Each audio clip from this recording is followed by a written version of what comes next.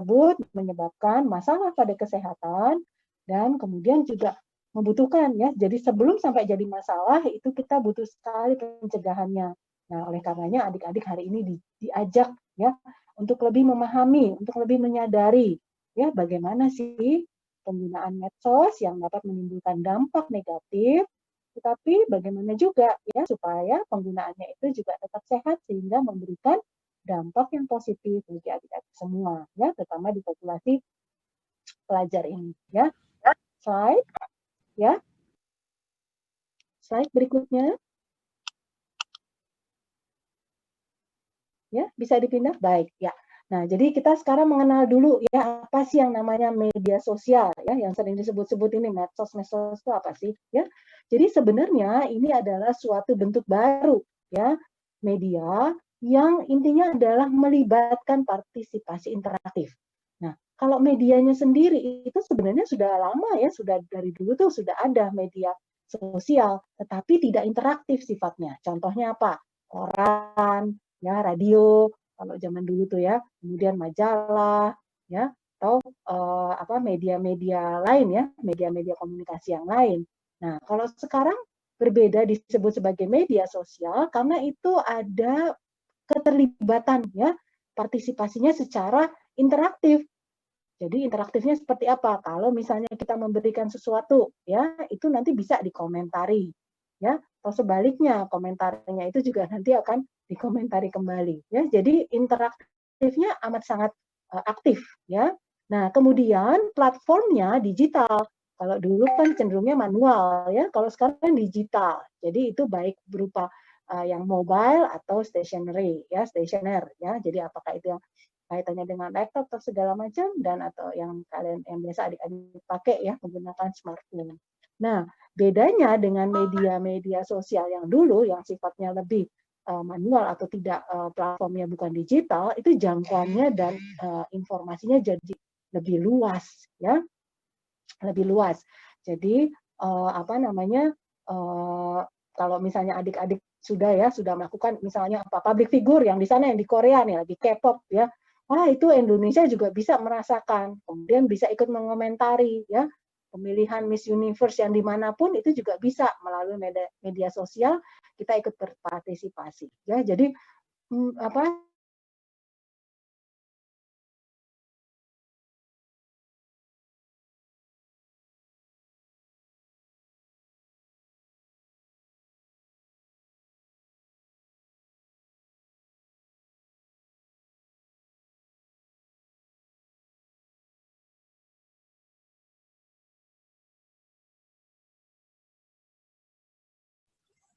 Mohon maaf, mungkin ada kendala terlebih dahulu dari Dokter Aditanya.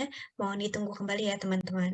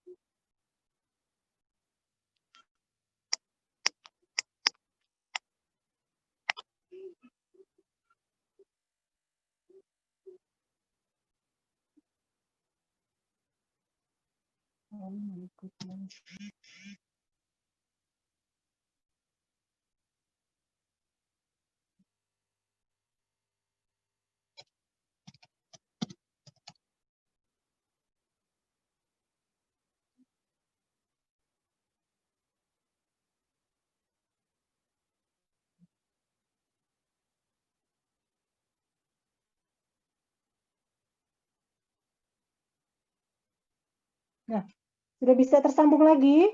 Sudah Aduh. dokter, sudah Mohon ada. maaf sebelumnya Bianca. Apakah sudah tersambung kembali? Sudah dokter. Aduh, ya mohon maaf ini Terima kasih dokter. Iya tidak jaringannya apa-apa. Ya, baik saya lanjutkan ya. Mudah-mudahan lancar. Bismillah. Nah, jadi bentuknya ya tadi jangkauannya informasinya juga luas ya. Tujuannya juga bermacam-macam, mulai dari rekreasi ya atau hubungan pribadi yang sifatnya lebih pribadi sampai dengan pekerjaan. Nah, sekarang di zaman PJJ ini sekarang ya kalian sudah merasakan ya bahwa tugas-tugas yang kalian harus lakukan itu kan dikumpulkan ya melalui apa namanya media-media ini ya, apakah itu melewati tadi yang Google Form ya, Google Classroom ya dan segala macam. Nah, bentuknya itu ada yang berupa email itu seperti itu, ada email ya, terus yang kalau untuk yang tadi pekerjaan ya, atau yang tadi untuk yang rekreasi ya bisa lewat situs-situs jejaring sosial ya, FB, Twitter dan sebagainya. Yang games juga banyak ya. Dan salah satunya juga tadi ya untuk entertainment-nya itu ada YouTube. Baik, saya dilanjutkan slide-nya. Nah ya, jadi kaitan dengan efek tadi ya media sosial, kaitannya dengan social distancing. Jadi itu ada juga yang apa namanya penggunaannya itu meningkat ya sekarang karena kan kita semuanya di lockdown nih, dibatasi ya kegiatannya nggak boleh keluar gitu. Nah jadi ya, penggunaan media sosial ini jadinya cenderung meningkat ya, apakah itu dalam bentuknya pesan-pesan atau chat ya atau berupa video call ya. Nah jadi dalam situasi yang positif ya itu akan mendekatkan ya keluarga atau teman-teman yang jauh ya, walaupun kondisinya kita terisolasi tetapi masih tetap berhubungan. Nah, itu nilai positifnya ya. Kemudian juga menjadi sarana ya untuk apa namanya melakukan hobi ya. Nah, kalau saya tuh dari pertama ya waktu baru awal-awal itu ramai sekali tuh teman-teman saya jadi pada ibu-ibu tuh jadi senang masak ya karena nggak ada kegiatan masih masih apa namanya penyesuaian dengan PJJ segala macam jadi kita dengan medsos itu kita bisa melihat ya misalnya dari YouTube resep-resep kemudian dicoba gitu ya kemudian informasi terkait COVID itu sendiri kah atau informasi yang lain ya itu nilai-nilai positif yang bisa diambil kemudian sosialisasinya juga ya yang dulu teman-teman rasanya sudah lama ya tidak kontak nah itu melalui sosial media itu dengan kaitannya dengan social distancing itu jadi sempat gitu ya sempat ketemu ya atau juga pendidikan ya pendidikan yang seperti adik-adik udah jalan ini dengan PJJ ya jadi manfaat dari medsos itu ada ya bukan berarti semuanya negatif ya tinggal nanti bagaimana cara memakainya secara sehat memanfaatkannya secara baik nah itu yang akan menentukan apakah dia akan berdampak positif atau negatif ya nah manfaatnya adalah tadi ya mengembangkan keterampilan dan kreativitas ya kalau saya lihat ya pada waktu memberikan tugas-tugas ya kepada adik-adik ya berupa apa namanya media interaktif atau kaitannya dengan IT gitu ya wah adik-adik ini hebat sekali gitu ya maju sekali ya jadi bisa berkreasi di situ nah di situ dari medsos itu juga banyak ya ide-ide yang bisa diambil sehingga menambah juga keterampilan kalian ya kemudian kesempatan untuk belajar hal yang baru ini diambil ya belajar nah memberikan kesempatan belajar yang baru ya misalnya ada ilmu-ilmu iya nanti aja ya enggak ya nah, maaf ya nah terus kemudian ada kesempatan ya kesempatan untuk belajar hal yang baru tadi apakah ada perkembangan ilmu yang baru atau tadi kaitannya dengan hobi-hobi ya sekarang hobi tanaman nih banyak tanaman-tanaman yang menarik ya yang menjadi perhatian masyarakat nah itu bisa dilihat ya dari media-media interaksi tadi ya kemudian sosialisasi dan memotivasi itu juga pasti ya itu adalah dampak positif dari penggunaan media sosial yang baik yang terkait dengan social distancing pada saat ini. Baik, berikutnya. Ya, slide. Nah, ya. Nah, sekarang adalah kecenderungannya jika memakainya secara berlebihan. Ya, kalau memakainya secara berlebihan nanti yang timbul adalah efek negatifnya yang meningkat. Ya, contohnya apa? Efek psikologis. Ya, jadi kalau orang sudah mulai tidak bisa tenang pada saat dia tidak menggunakan atau apa namanya, memanfaatkan media sosial tadi, kecenderungannya adalah cemas jadinya, ya. Agitasi itu jadi gelisah, ya pokoknya nggak bisa jauh-jauh dari medsosnya, nggak bisa jauh-jauh dari handphonenya, ya. Ini sedikit aja baru berapa menit aja sudah jadi seperti itu, ya gelisah. Ya, kemudian yang paling berat adalah jadinya depresi, ya seperti kalau misalnya adik-adik sudah belajar, ya depresi itu jadi suasana perasaannya jadi tidak menentu, ya kecenderungannya bawaannya sedih, ya kemudian tidak bersemangat, ya mager ya kalau istilah anak sekarang tuh malah apa malas gerak, ya. Nah kemudian kecenderungan untuk jadi putus asa, ya mungkin tadi dia kan pengennya terus menggunakan itu, tapi dalam penggunaannya karena tidak sehat, kemudian mungkin konten-kontennya itu juga menyebabkan tekanan pada dirinya sendiri, akhirnya jadinya depresi. Nah, kemudian manifestasi yang lain adalah kok jadi mudah tersinggung, ya. Jadi itu sering sekali. Nah, kemarin kasus yang di rumah sakit jiwa itu penuh ya dengan kasus anak-anak yang menderita adiksi atau ketergantungan gadget atau sosial media ini adalah tadi ya. Jadi mereka cenderung mudah tersinggung. Jadi kalau misalnya gadgetnya diambil oleh orang tuanya, wah ngamuknya, ya. Jadi kalau misalnya apa namanya jaringan internetnya mati gitu, wah itu udah benar-benar tantrumnya, ya semua dibanting, semua dia marah sekali. Nah itu adalah salah satu gejala nanti yang kita bahas pada ketergantungan ya atau adiksi. Nah kemudian kurangnya kemampuan berkomunikasi. Nah ini yang juga saya mohonkan kepada adik-adik ya untuk lebih menyadari akan hal ini. Jadi kalau orang sudah fokus sama media sosial, ini yang banyak aktif tuh justru kemampuan ini ya, jempolnya ya. Nah, kadang-kadang jempolnya juga tipe ya, salah-salah gitu ya, terus kemudian mencet-mencetnya nggak dipikirkan dulu. Jadi apa? Kemampuan berkomunikasi untuk bicara secara verbalnya justru mengalami gangguan gitu ya. Jadi kalau orang yang terlalu fokus sama media sosial atau gadgetnya, ini kecenderungan kemampuan komunikasinya kurang. Masalahnya adalah kalian ini adalah mahasiswa kedokteran yang nanti akan menjadi dokter. Nah, dokter itu harus pandai berkomunikasi, terutama dengan pasien ya, karena itu akan dapat membantu kalian dalam menentukan ya, menganalisa, menggali informasi dari pasien sehingga kalian bisa mendiagnosis dan akhirnya bisa melakukan tata laksana dengan baik. Nah, kalau dokternya nggak bisa berkomunikasi karena tadi ya kebiasaan diam-diam terus fokus sama gadgetnya, nah itu akan berbahaya ya. Kemudian kurang keterampilan mendengarnya. Ya, karena kan apa? Yang dilakukan di gadget itu, yang dilakukan di media sosial itu kita cenderung mengeluarkan pendapat dari diri kita sendiri. Ya, kita nggak mau dengerin orang lain. Bodoh amat deh, saya pendapatnya seperti ini. Padahal mungkin itu berbeda. Ya, jadi ini yang dua hal ini penting sekali ya untuk menjadi seorang dokter ya. Jadi harus tadi punya kemampuan berkomunikasi, tapi juga punya kemampuan mendengarkan. Nah, kalau misalnya gara-gara pemakaian media sosial tadi ini tidak bisa ya, tidak bisa dikembangkan, wah itu bahaya ya untuk kelanjutan profesi kalian nanti ya. Kemudian penarikan emosional atau yang kita sering juga dengar sebut sebagai social withdrawal ya, kecenderungan menarik diri. Jadi udah kalau masuk kamar ya, masuk ke rumah nggak ada lagi tuh sapa-sapa ke mama, ke papa atau ke adik, ke kakak, tidak ada. Masuk kamar langsung pegang gadget, udah aja. Makan juga lupa, apa-apa semua lupa. Ya, jadi secara emosional juga jadi lebih lebih apa soliter ya, jadi menyendiri seperti itu. Ya, kemudian pastinya ya gangguan interaksi sosial, jangankan sama teman ya, sama apa namanya keluarga sendiri saja tidak berkomunikasi ya. Selain itu tadi ya kebiasaan makannya juga akan berubah, otomatis kepercayaan dirinya juga akan berkurang ya. Jadi jangan dipikir bahwa orang yang apa namanya sering mengungkapkan pendapatnya di media sosial atau share ya apa itu orang yang pede. Nanti kita lihat bahwa sebenarnya itu adalah kebalikan dari apa yang terjadi pada diri.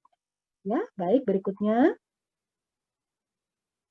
Iya, ya. Jadi kalau misalnya adiksi tadi kita bilang media sosial itu bagus nggak sih? Ya pastinya dia juga punya apa namanya sisi positifnya. Tetapi kalau sudah kebanyakan, sudah berlebihan, bahkan sampai pada posisi adiksi atau ketergantungan, hasilnya tidak akan baik. Ya, selanjutnya. Oke, ini bisa digambarkan dengan gambar ini ya. Jadi semuanya masuk ya, tidak dikunyah dulu, langsung semua masuk. Ya, next. Slide berikutnya. Oke, ya.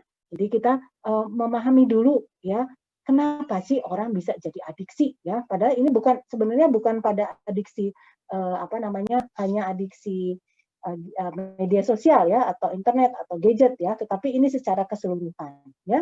Jadi secara apa namanya, kalau kita bilang psikodinamikanya ya, latar belakang psikiatriknya ya, orang yang menderita ketergantungan itu adalah orang yang mempunyai harga diri atau self esteem atau kepercayaan diri yang rendah ya.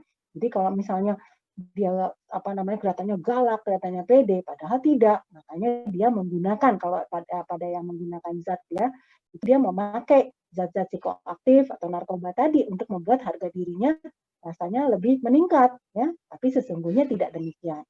Kemudian rasa malu yang besar ya. Jadi kenapa sih dia kalau di media sosial tuh garang banget, tapi begitu ketemu orangnya ngomong aja nggak berani ya, menatap mata kita aja nggak berani tuh. Nah, jadi itu media sosial salah satu bentuk ya kalau kita bilang kompensasi untuk menutupi kelemahannya. Hanya dia lebih aktif misalnya di media sosial ya.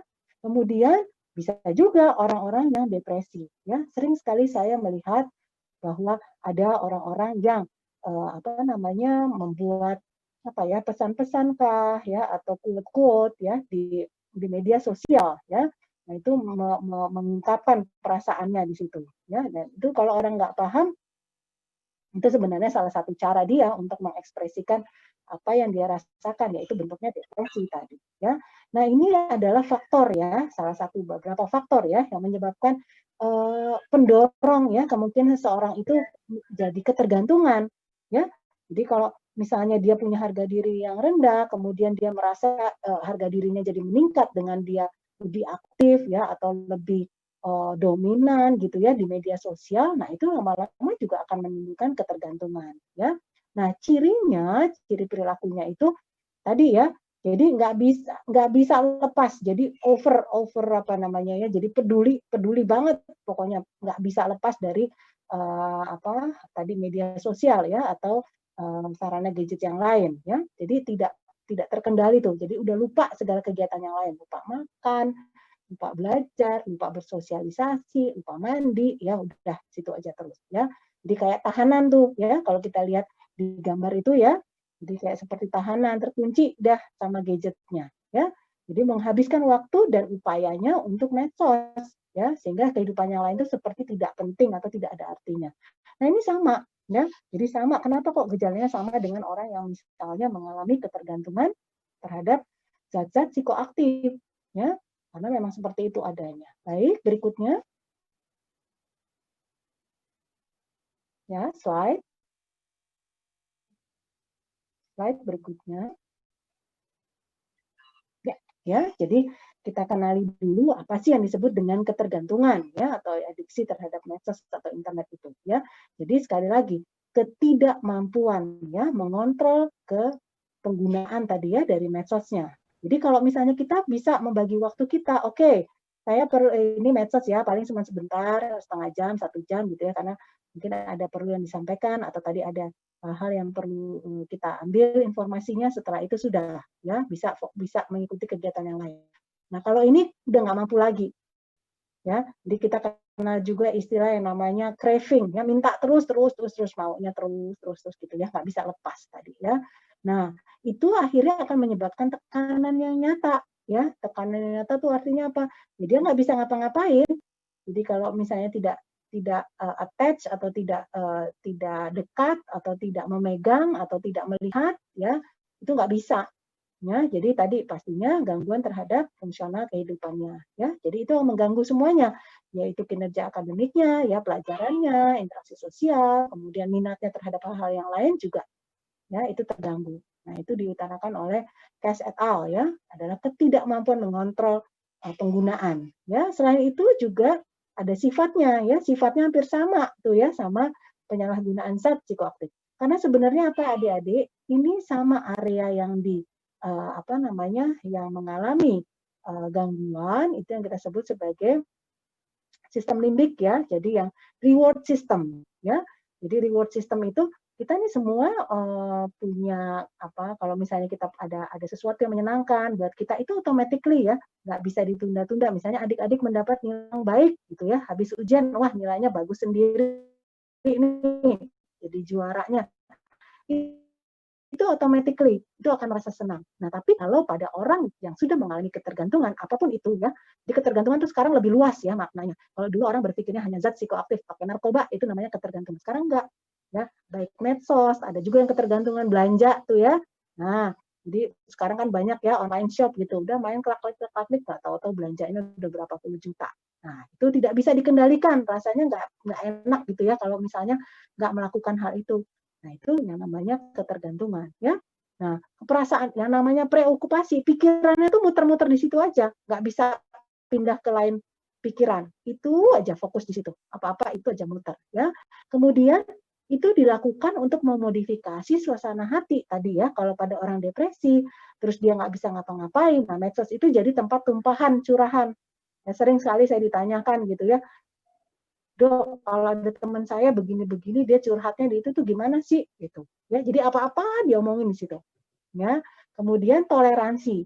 Nah, kalau adik-adik sudah belajar ya tentang adiksi ya. Nah, toleransi itu artinya adalah untuk mendapatkan efek yang sama, kita perlu dosis obat yang lebih tinggi kalau pada zat psikoaktif.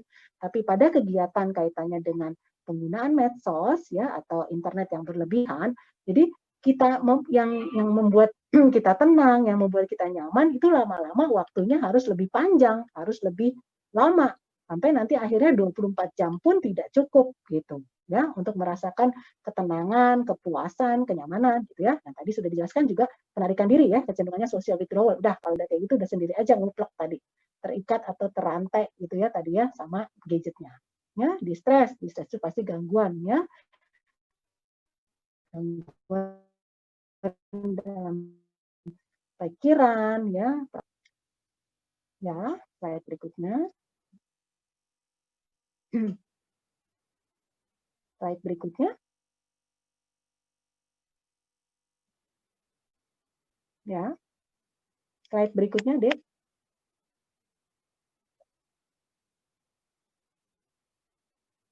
Brizi, bisa slide berikutnya? Halo? Saya terputus tidak? Oke, terputus lagi ya. Slide berikutnya, boleh? Iya, baik. Ya, jadi tanda kecanduan sosmed seperti apa? Ya tadi ya, gejalanya hampir sama dengan kecanduan zat-zat psikoaktif ya.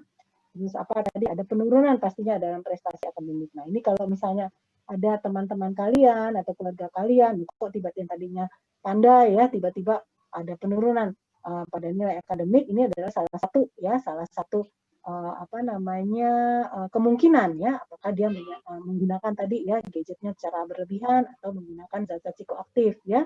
Nah, yang paling utama gejala awalnya adalah gangguan tidur ya, kualitas tidur. Kenapa? Kalau menggunakan sosial media secara berlebihan, otomatis dia juga kurang istirahat. Nah, lama-lama itu akan juga mempengaruhi sistem ya di dalam otak kita, sehingga sirkadian tidur ya yang selama ini terjaga itu juga akan terganggu.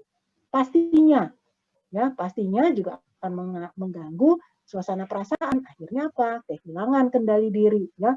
Tadi kan jadi lebih sensitif, sering marah-marah ya, nggak bisa berpikir jernih, terus selalu keinginannya tuh kuat sekali untuk terhubung kepada jaring sosial tadi ya. Pokoknya nggak bisa lepas deh, makan aja dia nggak sempet. Pokoknya terus pantengin itu sosmednya ya.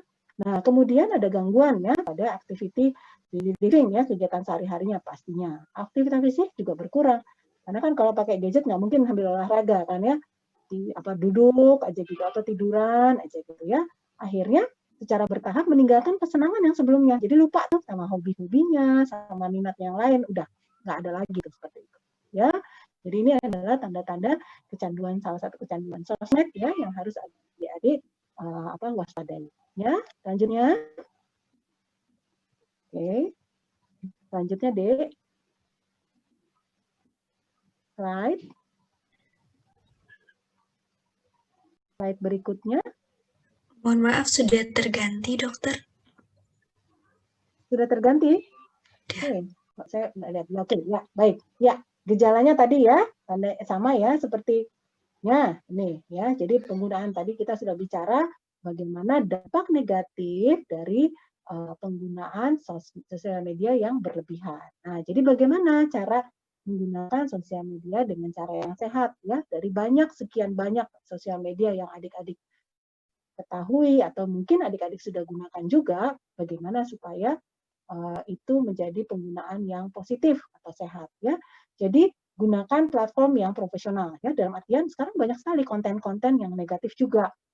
Nah, kalau misalnya adik-adik menggunakan konten-konten atau platform-platform yang negatif itu juga akan berdampak ya. Karena banyak kasus ya, saya juga pernah mendapatkan kasus ya di mana seseorang itu dari sosial media akhirnya berlanjut menjadi adiksi atau ketergantungan terhadap film-film porno ya, konten-konten yang berbau seksual seperti itu ya. Nah, kemudian atau yang tadi ada konten-konten yang sifatnya kekerasan. Nah, itu jadi ya. Jadi adik-adik harus perhatikan ya platformnya yang profesional dalam artian yang mengandung nilai positif itu yang harus dimanfaatkan ya. Kemudian juga hati-hati nih ya. Kalau ini yang sekarang nih kaitannya dengan pandemi ini kan banyak sekali hoax-hoax yang keluar ya, banyak sekali informasi-informasi yang salah sehingga hal itu menyebabkan tadi ya ada yang mungkin penasaran, ada yang juga jadi kesel ya atau yang jadi malah tertarik terus mencari padahal itu kita tahu tadi platformnya tidak profesional, kemudian juga beritanya juga bohong semua, tapi tadi ya karena adik-adik tidak memilihnya dan tidak berhati-hati ya akhirnya informasi itu justru menimbulkan sesuatu yang negatif ya. Nah, contohnya apa ya? Jadi panik ya. Oh, katanya kalau misalnya ada keluarga yang menderita COVID ya udah positif, tapi nanti ya selamanya akan positif. Nah, jadi akhirnya takut gimana ya nanti kalau orang itu pulang ke saya atau tetangga saya tuh balik lagi ke rumah, akhirnya jadi panik ya, jadi cemas, takut gitu. Padahal beritanya informasi yang benar tidak seperti itu ya. Kalau udah diobati kemudian sudah negatif, nah artinya itu bisa sama dengan yang lain walaupun tadi ya mesti tetap menjaga kesehatan juga dengan baik ya. Nah, kualitas itu lebih dipentingkan dibandingkan kuantitas ya. Jadi nggak megangin gadgetnya terus. Apa nih yang diperlukan? Oke, saya mau cari jurnal. Oke, saya mau cari informasi apa. Sudah cukup. Setelah itu ya sudah ya. Jadi jangan terus dipegang gitu ya, terus dipantau gitu ya sehingga tidak bisa mengerjakan yang lain. Nah, ini juga ya kelihatannya sepele, tapi ini justru membantu kita ya juga menjadi pengingat ya untuk membatasi misalnya ya. Jadi ajak tuh orang tua atau saudara ya terdekat atau kakak siapa ya untuk berteman ya di dalam sosial media ya. Jadi kalau misalnya terjadi sesuatu ya atau kalian berlebihan atau ada orang yang mungkin bermaksud jahat atau bagaimana itu mereka ada yang memperhatikan ya. Dan kemudian juga penting ya. Jadi harus bijak ya, harus bijak dalam memilih ya. Selain konten-konten juga sekarang ini kan orang mengejar follower ya, tapi nggak tahu yang di-follow siapa, kemudian dia jadi diikuti siapa. Ya, jadi banyak-banyakan tanpa melihat siapa itu kualitasnya seperti apa, jadi hanya menghitung jumlah. Padahal tadi ya, kalau kita mau sehat, memakainya, kita mau mendapatkan dampak yang positif, ya kita juga harus bijak ya dalam menentukan hal itu. Nah, ini pertama ya, kaitan dengan tadi berlebihan. Berlebihannya itu di mana? Di waktu ya. Jadi sifatnya kalau misalnya karena ini bukan sama sepertinya ya, tapi dia tidak langsung menggunakan zat psikoaktif yang langsung merubah tadi kondisi dari otak itu sendiri sehingga menimbulkan ketergantungan, tetapi sama ya reward sistemnya itu yang terus secara bertahap diberikan sehingga terjadi toleransi ya. Yang tadi pertamanya 1 jam itu udah cukup membuat dia senang, nggak cukup, akhirnya lama-lama 24 jam pun tidak membuat dia puas ya untuk melihat media sosialnya ya. Jadi catat tadi waktu pemakaiannya, kalau sudah berlebih, nah itu yang harus diperhatikan, mulai menurunkan lagi ya kecenderungan pemakaiannya. Nah, kemudian berpikir dulu ya sebelum menuliskan komentar ya. Saya punya pengalaman ya kebetulan juga kepada apa namanya kakak-kakak kalian nih ya. Jadi mengomentari sesuatu.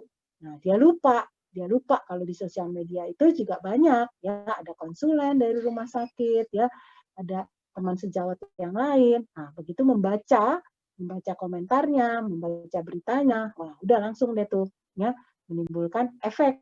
Efeknya bukan hanya pada buat diri sendiri, tapi juga menyangkut institusi. Nah, ya, jadi itu harus hati-hati ya. Berpikir dulu, apalagi kalian nih sebagai dokter, ya. Jadi jangan ada nanti yang apa namanya memoto pasien atau di rumah sakit ya, sering sekali tuh ya, foto-foto di IGD udah gitu disebarin ke medsos gitu. Jadi kesannya kalian ini main-main sama pasien ya, pasien itu jadi objek apa ya, main-main padahal kan tidak seperti itu. Ya, jadi bijaklah melakukan apapun termasuk tadi dalam penggunaan sosial media ini. Baik, saya rasa itu yang bisa saya sampaikan pada kesempatan ini. Terima kasih banyak atas perhatiannya. Assalamualaikum warahmatullahi wabarakatuh. Baik, terima kasih banyak kepada Dokter Erita yang telah menyampaikan materinya pada sore kali ini. Lalu dokter, pada saat ini akan ada sesi tanya jawab di mana ada 2 sesi. Untuk sesi yang pertama saya akan buka terlebih dahulu untuk 3 orang penanya. Untuk teman-teman ingin bertanya mengenai materi yang sudah disampaikan oleh Dokter Erita, silakan langsung bertanya dan jangan lupa perkenalkan nama terlebih dahulu dan sebutkan kelompoknya.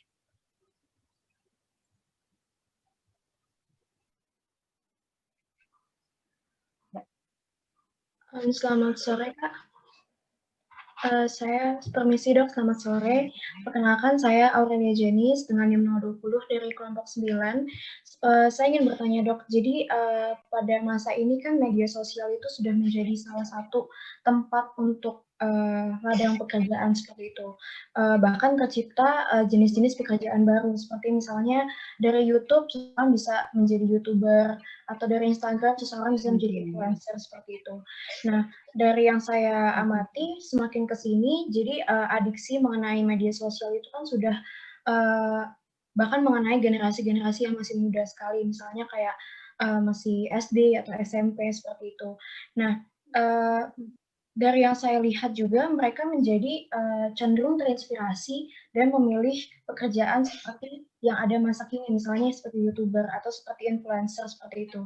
Dan mereka mengesampingkan pendidikan karena mereka merasa bahwa dengan pendidikan itu tidak perlu untuk menjadi seperti YouTuber atau influencer itu, karena tanpa pendidikan pun mereka berpikir bahwa bisa mendapatkan pekerjaan dan bisa mendapatkan uang. Nah, saya ingin bertanya bagaimana tanggapan dokter mengenai fenomena ini dan bagaimana cara kita bisa mengambil peran untuk bisa menanggulangi menanggulangi dan mengubah pandangan mengenai hal ini, dok. Seperti itu, dok. Terima kasih sebelumnya. Ya, baik. Ya, terima kasih banyak Aurea. Ya, pertanyaannya bagus sekali. Ya, jadi Aurea ini memperhatikan ya kondisi di masyarakat kita ya, kecenderungan sekarang orang berlomba-lomba ya, misalnya menjadi YouTuber, apakah itu jadi vlogger ya, segala macam karena kaitannya dengan penghasilan yang didapatkan ya. Kita tidak bisa menutup apa namanya kenyataan ya bahwa penghasilannya memang cukup besar ya untuk yang didapatkan dari kegiatan-kegiatan tadi. Nah, tadi kalau ditanyakan bagaimana, jadi mereka kecenderungannya melupakan atau mengabaikan ya pendidikannya. Nah, disinilah peran orang tua ya, peran orang tua mendampingi ya anak-anaknya untuk tetap tadi. Jadi prioritasnya tetap pada pendidikan kayak gitu ya, pada pendidikan, terus kemudian tetap dibimbing ya, membuat vlog-vlog yang baik juga gitu. Jadi bisa jalan apa namanya searah gitu. Nah, tapi tadi kalau misalnya mereka kecenderungannya kan melihatnya instan ya, ngapain sekolah capek-capek jadi dokter. Nah, kalau jadi apa namanya blogger, jadi YouTuber ya hasilnya lebih banyak. Nah, jadi sekali lagi kalau itu ya hidup itu pilihan ya. Kita juga tidak bisa memaksakan ya apa namanya kehendak kita. Tapi tadi kalau misalnya ini terkait dengan keluarga kita, sebaiknya itu dilakukan dengan pendampingan ya. Karena selama ini kalau kita lihat memang tadi benar sekali itu Aurea ya. Jadi anak-anak kecil itu sekarang udah udah apa namanya melek IT ya. Karena apa? Kita lihat dari umur 2 tahun, jangan 2 tahun lah, umur berapa bulan aja tuh kan dia sama mamanya tuh udah dikasih satu-satu dikasih tab gitu kan. Udah deh pokoknya asal tenang aja. Nah, itu juga kaitannya dengan pola asuh ya. Jadi apa yang terjadi dengan media sosial itu tidak terlepas dari pola asuh juga. Kenapa seseorang itu bisa demikian dekat atau demikian eratnya ya dengan attachment kedekatannya dengan medsos itu? Nah, karena tadi kalau tadi saya bahas sedikit itu sebenarnya orang yang apa namanya kemampuan dia untuk mengekspresikan apa yang dirasakan itu juga agak kurang ya. Jadi dengan medsos itu jadi lebih percaya diri ya, jadi lebih yakin. Sementara kalau dia harus berinteraksi dengan orang secara langsung itu kurang ya. Jadi sekali lagi ya itu memang pilihan Aurelia ya. Kita tidak bisa menutup kenyataan bahwa di satu sisi secara finansial itu memang hasilnya apa namanya cukup besar, kemudian orang sudah melihat contoh-contohnya, wah itu kalau jadi YouTuber itu bisa berhasil gitu, bisa beli apa-apa gitu. Jadi melupakan apa namanya pendidikan. Padahal sebenarnya itu bisa berjalan bersama ya. Karena apa? Untuk meningkatkan kreativitas orang juga perlu ya. Jadi apa namanya pikirannya juga diolah ya dengan ilmu-ilmu pengetahuan sehingga lebih kreatif hasilnya. Kemudian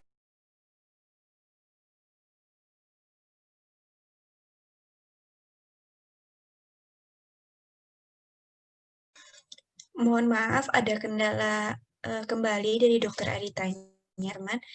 Sebentar dulu, mohon ditunggu ya.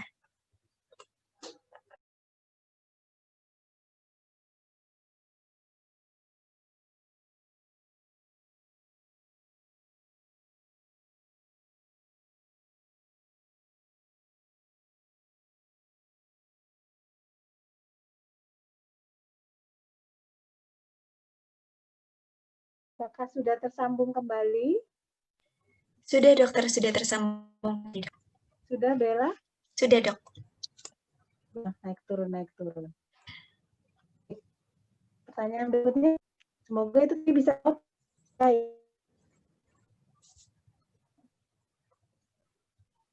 ya. Baik dokter, terima kasih dokter atas jawabannya. Terima kasih juga atas pertanyaan Aurelia. Semoga terjawab apa yang sudah ditanyakannya. Masih ada 2 pertanyaan lagi pada sesi kali ini. Apakah ada teman-teman yang masih mau bertanya? Dipersilahkan untuk langsung bertanya dan jangan lupa memperkenalkan nama dan sebutkan nama kelompok.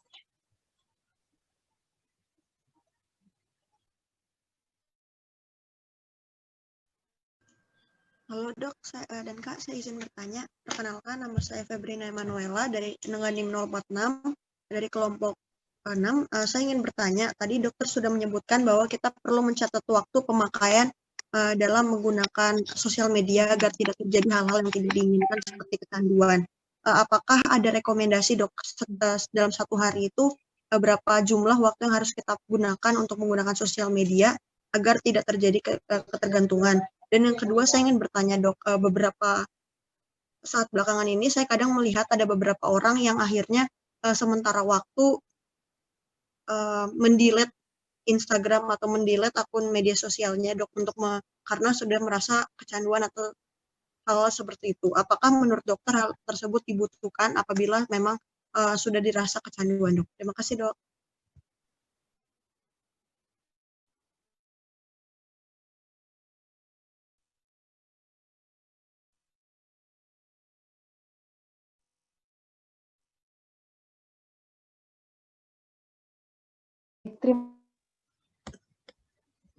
Mohon maaf dokter, untuk suaranya masih hilang timbul.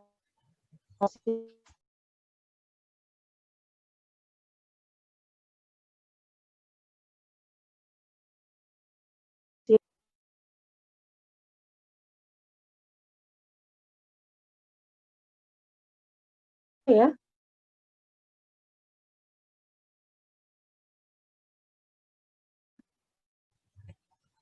Mohon maaf dokter, tadi untuk suaranya belum terdengar dokter.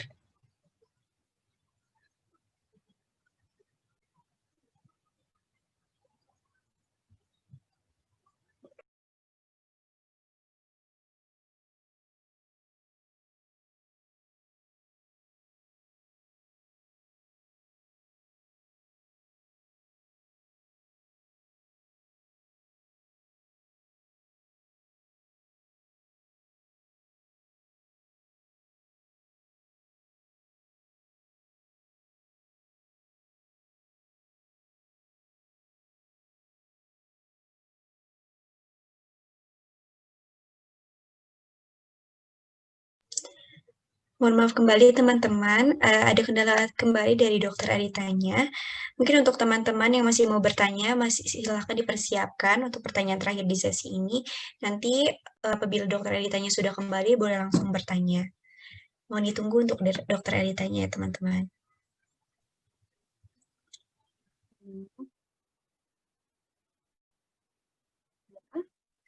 Apa sudah tersambung? Sekarang sudah ada dokter suaranya, Dok. Sudah tersambung kah? Sudah, Dokter. Aduh, mohon maaf ini ya. Aduh, jadi Iya, sudah tidak. ya. Baik. Ya, saya coba menjawab tadi apa yang ditanyakan oleh Febrina ya. Jadi ada nggak sih batasan ya berapa lama orang itu memakai sosial media atau gadgetnya sehingga menimbulkan ketergantungan? Nah, sebenarnya setiap orang itu punya kapasitasnya masing-masing ya. Berapa dia bisa mengalami ketergantungan, setiap orang itu ada tadi ya, masing-masing punya kapasitasnya sendiri. Kalau kita kenal yang disebut tadi toleransi ya. Jadi kebutuhan seseorang akan sesuatu hal, kemudian kalau itu dilakukan setiap hari ya secara berlebihan, itu akan menimbulkan yang namanya toleransi. Untuk menimbulkan kepuasan atau kenyamanan yang sama, dia butuh waktu yang lebih lama. Nah, tetapi penelitian, ada beberapa penelitian menunjukkan bahwa 2 jam ya, 2 jam itu adalah batas waktu maksimum di mana orang masih dinyatakan ada toleransinya ya, dalam artian masih bisa digunakan dalam 2 jam. Tetapi kalau lebih dari 2 jam sehari, itu kecenderungannya akan mengalami ketergantungan atau adiksi ya. Tetapi itu tidak itu belum diteliti lagi lebih lanjut apakah itu ada penelitian di luar ya, apakah penelitian di dalam di Indonesia apakah juga batasan waktunya 2 jam ya. Itu nanti mesti dilihat kembali. Apalagi sekarang dengan kecenderungan tadi ya, menyangkut pertanyaan yang pertama, orang tuh sekarang lebih banyak menggunakan sosial media juga kaitannya dengan pekerjaan ya. Ada gamer ya. Apakah itu disebut sebagai suatu ketergantungan juga kalau itu menghasilkan manfaat ya, di mana dia juga masih bisa mengendalikan, dia memakainya misalnya ya 4 jam setiap hari, tapi setelah itu dia bisa mengurusi atau melakukan kegiatan di luar game ya, atau di luar sosial medianya. Jadi intinya ketergantungan atau tidak adalah yang pertama, apakah ada gangguan ya pada saat dia melakukan aktivitas bikin sendiri. Dia masih tetap bisa bersosialisasi ya. Jadi orang sehat itu pertama harus bisa sosialisasi, harus bisa aktif ya, harus bisa produktif dan bisa ngurus dirinya sendiri. Nah, itu tanda-tanda orang sehat. Tapi kalau sudah mengalami gangguan, ada tadi karena ketergantungannya, nah yang pertama dia nggak bisa ngurus diri sendiri ya. Kemudian activity daily living-nya terganggu ya, yang sekolah jadi berantakan, yang kerja jadi nggak bisa ya. Kemudian tidak bisa bersosialisasi, tadi social withdrawal. Nah, kalau sudah segitu berarti sudah terjadi ketergantungan. Terus yang satu lagi apa tadi ya?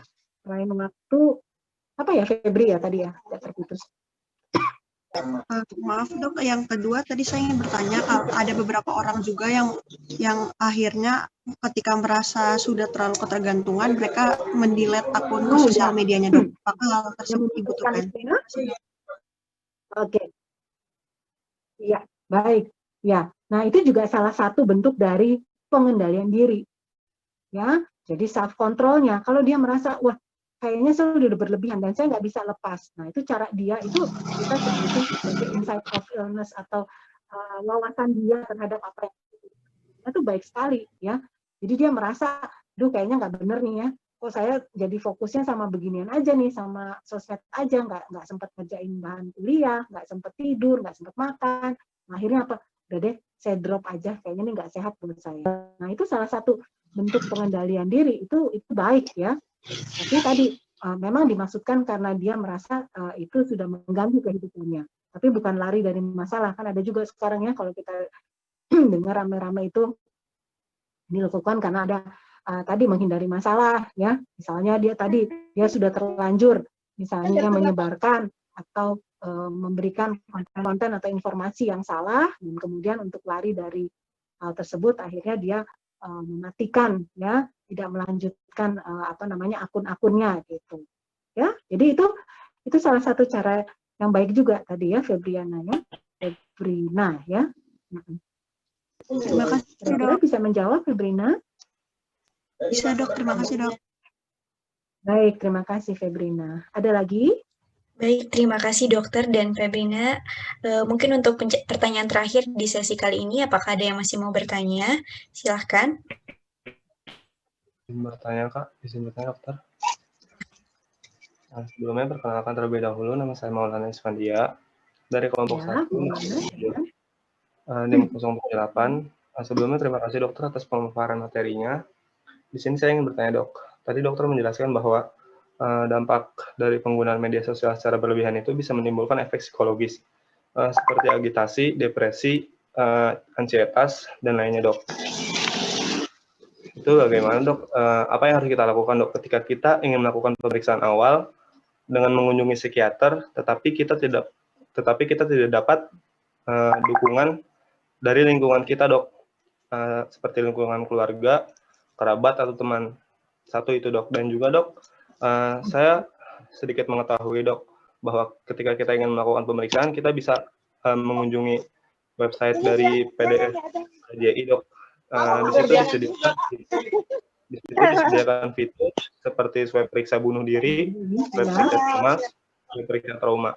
Apakah itu sama efektifnya dok dengan kita mengunjungi psikiater secara langsung? Mungkin itu dok. Terima kasih dokter. Ya, baik. Ya, terima kasih banyak Maulana. Ya, ini pertanyaan yang baik juga ya. Jadi kalau misalnya tadi menimbulkan gejala ya, timbul gejala seperti itu, bagaimana? Apakah kita langsung menghubungi psikiater gitu ya? Nah, sebenarnya tidak harus langsung ya, Dek ya. Jadi kita juga melihat seberapa besar sih yang kita rasakan gangguannya itu ya.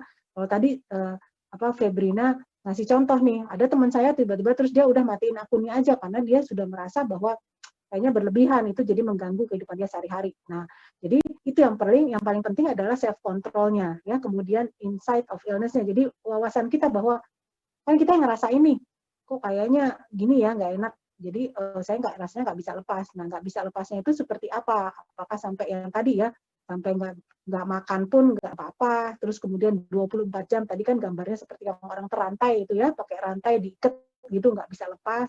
Nah, kalau itu kita mengenal di situ derajatnya sebenarnya ya, seberapa jauh sih kita mengalami ketergantungan terhadap hal tersebut ya.